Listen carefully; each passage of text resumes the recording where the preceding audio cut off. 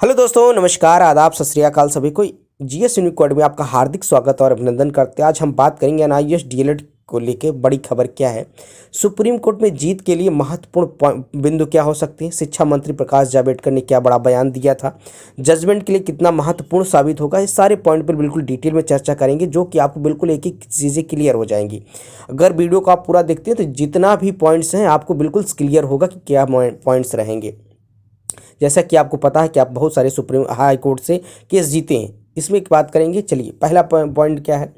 NIS DElEd की जीत के लिए महत्वपूर्ण बिंदु पहला क्या है। तत्कालीन शिक्षा मंत्री श्री प्रकाश जावड़ेकर ने देश के सर्वोच्च लोकतांत्रिक पटल संसद में कहा कि अप्रशिक्षित शिक्षकों को एकदम बाहर कर देते तो फिर इतने ट्रेंड टीचर नहीं थे कि उनको एकदम से नियुक्त कर दिए जाते, क्योंकि राज्यों में इतने भी संसाधन नहीं है कि डीएलएड करवा देते।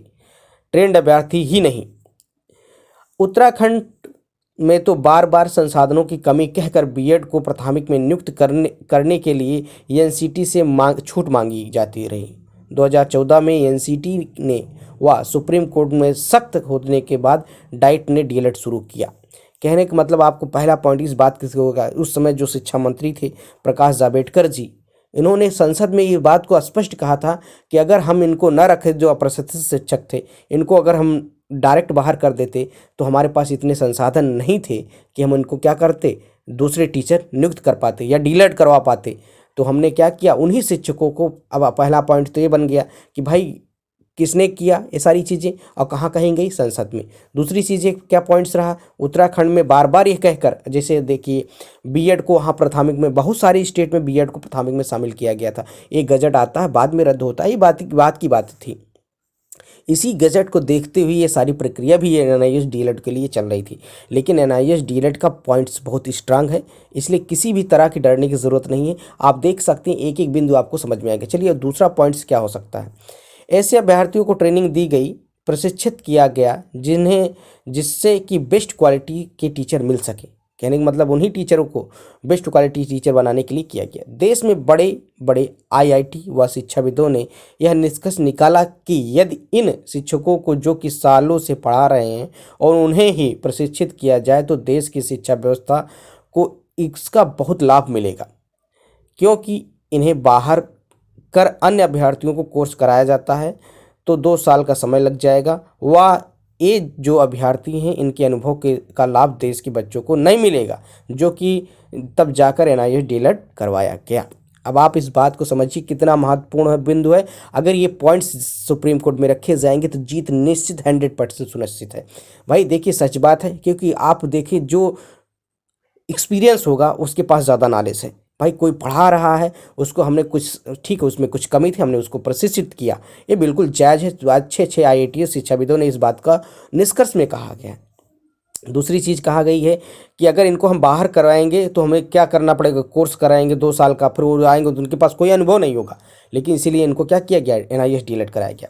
यह कोई एहसान या कृपा नहीं की गई कि उन्हें प्रशिक्षित किया गया, उन्होंने प्रॉपर फीस भरी। यदि 2017 में कह दिया जाता कि आपको यह कोर्स केवल जिस स्कूल में है वो वहीं सर्विस कंटिन्यू करने के लिए कराया जाएगा तो पूरे देश में विद्यालय की व्यवस्था चरमरा जाती। अभ्यर्थी उसी दिन दूसरी नौकरी खोज देते या डीएलएड अन्य जगह से कर देते या कर लेते। लेकिन उन्होंने एनसीटी की मान्यता, संसद में आरटीई अमेंडमेंट बिल देखा। इसके बाद हर राज्य ने हाई कोर्ट्स के आदेश देखे और सोच समझकर अपनी विचार विमर्श में से तय किया कि उन्हें भविष्य में उन्नति के लिए डीएलएड को रोजगार के अवसर बढ़ाकर सरकार अध्यापक पद हेतु आवेदन कर सकते हैं। अब आप ये बात देखिए, इस बात को और समझना है कि ऐसा नहीं, देखिए मतलब जो नौकरी कर रहे थे उन्होंने तो ठीक है ना किया कि भाई उनको सिर्फ नौकरी दी जाएगी, उसके बाद वहाँ रखा जाएगा। लेकिन ये सारी चीज़ें कहाँ गई, संसद में गई, एनसीटी की मान्यता हुई, आरटीई अमेंडमेंट एक्ट आया कि जो ये भी करेंगे आगे भी आगे भी टीचर के लिए आवेदन कर सकते हैं। कहने का मतलब है कि आप कोई भी जो एनआईएस डीएलएड किया है, अभी भी प्रेजेंट वैकेंसी जो है या आने वाली वैकेंसी में या कभी भी क्या कर सकते हैं, अप्लाई कर सकते हैं। इस बात को भी स्पष्ट किया गया, तभी उस समय जो विद्यार्थी थे एनआईएस डीएलएड किए, वरना सभी कोई अपना डीएलएड करता, कोई और भी कोर्स करता या कोई अपनी जॉब ढूंढता। सबसे महत्वपूर्ण पॉइंट्स हैं जो कि आपको जीत दिलाने के लिए बिल्कुल इंपॉर्टेंट पॉइंट रखते हैं। चलिए नेक्स्ट पॉइंट बात करते हैं। 18 माह में कराया गया है, 18 माह का कोर्स कराया गया। कोर्स 2 वर्ष का ही है।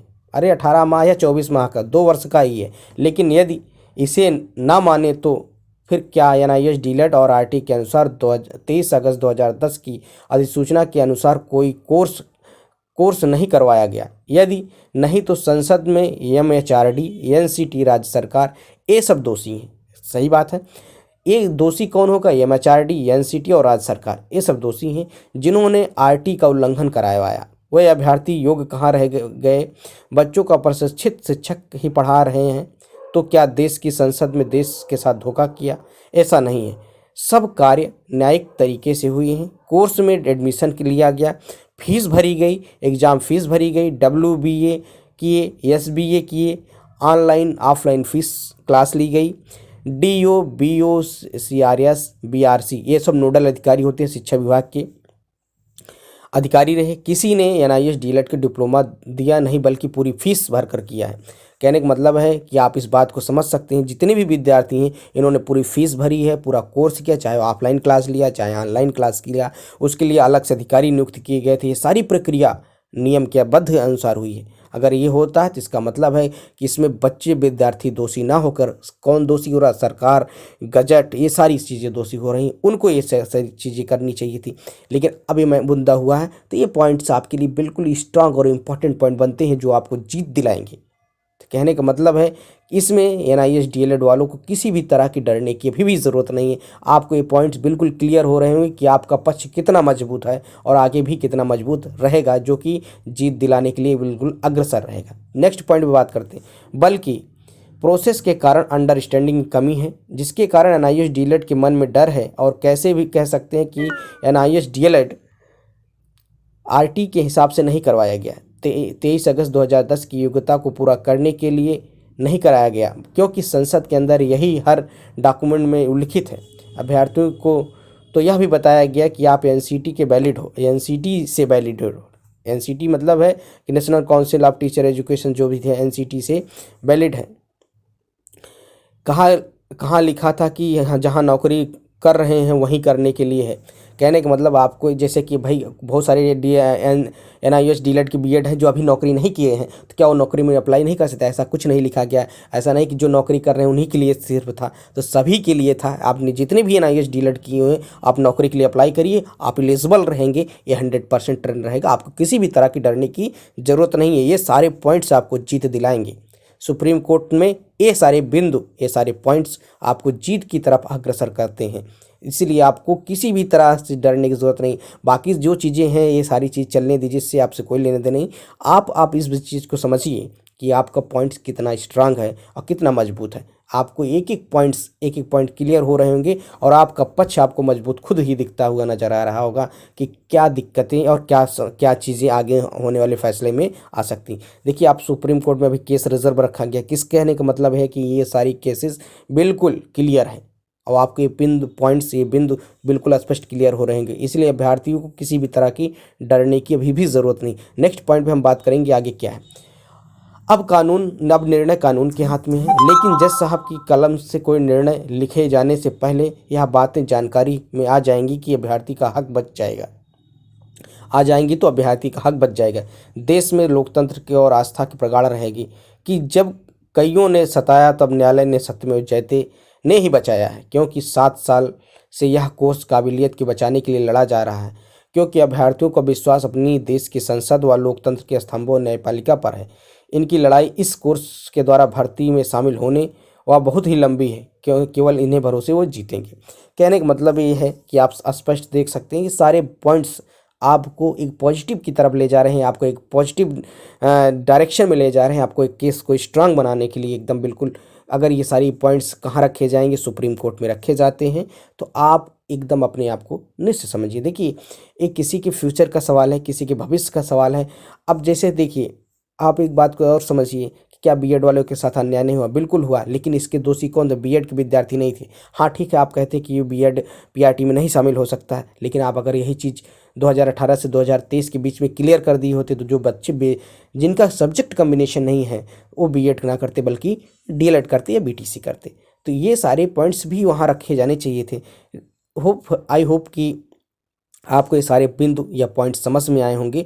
और देखिए भाई, जजमेंट में आना और वहाँ जजमेंट देना, ये सब फैक्ट्स अगर रखे जाते हैं तो आप वैसे भी देखिए, बीएड का केस अलग था, एनआईएस डीलेट का केस अलग है, इसलिए आपको भी डरने की ज़रूरत नहीं। जैसे कि वही विद्यार्थी बार बार इस चीज़ को अफवाह में ला रहे हैं कि जैसे बीएड को बाहर कर दिया गया, इसी तरह एनआईएस डीएलएड को बाहर कर दिया जाएगा, नौकरी से निकाल दिया जाएगा, इनको भर्ती नहीं किया जाएगा, इनकी डिग्री बेकार हो जाएगी। ऐसा कुछ नहीं होगा, क्योंकि ठीक है, पहले भी था कि बीएड को प्रायोरिटी में नहीं शामिल किया जाता था, लेकिन उस एनसीटी एमएचआरडी ने एक गजट ला के किया था, तो ठीक है, आयोग वो माना गया, वो बात की बात थी, क्योंकि वो पहले से भी था नहीं था। लेकिन एनआईएस डीएलएड जो शिक्षक बन रहे थे, उनके लिए अब पूर्णतः गजट लाया जाता, सब चीज़ें प्रक्रिया में होता है।